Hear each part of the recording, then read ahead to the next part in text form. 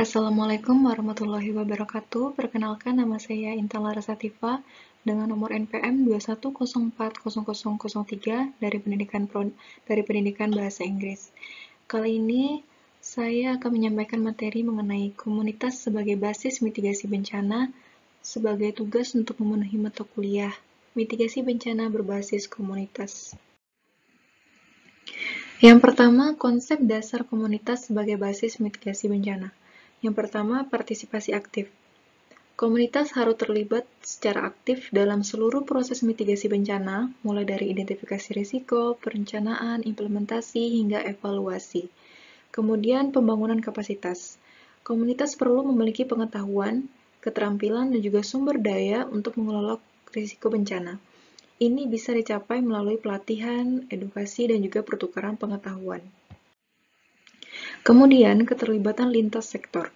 Mitigasi bencana tidak hanya tanggung jawab satu sektor saja, melainkan membutuhkan kolaborasi antara pemerintah, LSM, bisnis, akademisi, dan masyarakat sipil. Selanjutnya ada pendekatan berbasis risiko. Komunitas perlu memahami risiko bencana yang dihadapi dan mengambil tindakan yang sesuai dengan risiko tersebut, termasuk mengidentifikasi dan mengurangi faktor-faktor yang membuat mereka rentan. Kemudian, keadilan dan inklusi. Dalam upaya mitigasi bencana, penting untuk memperhatikan kebutuhan dan kepentingan semua anggota komunitas, termasuk yang rentan seperti anak-anak, lansia, dan penyandang disabilitas.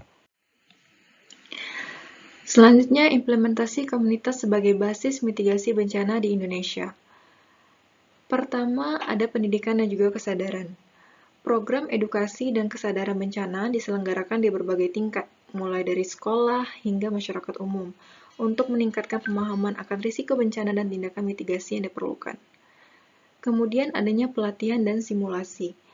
Pelatihan keterampilan tanggap darurat dan simulasi bencana dilakukan secara rutin di berbagai wilayah untuk mempersiapkan masyarakat dalam menghadapi situasi darurat.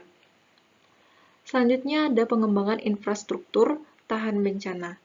Pembangunan infrastruktur yang tahan bencana seperti tanggul banjir, jalan yang kuat, dan bangunan yang aman dari gempa menjadi prioritas utama dalam upaya mitigasi bencana.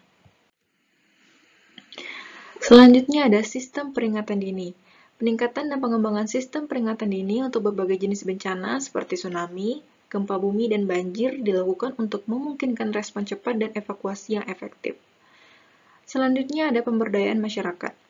Program pemberdayaan masyarakat dilakukan untuk meningkatkan kemandirian dan kapasitas masyarakat dalam mengelola risiko bencana, termasuk melalui pelatihan pertolongan pertama, manajemen risiko, dan perencanaan tanggap darurat.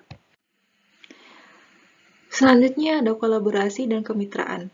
Kerjasama antara pemerintah, LSM, sektor swasta, dan masyarakat sipil diperkuat untuk menciptakan sinergi dalam upaya mitigasi bencana dan memanfaatkan sumber daya yang tersedia secara optimal.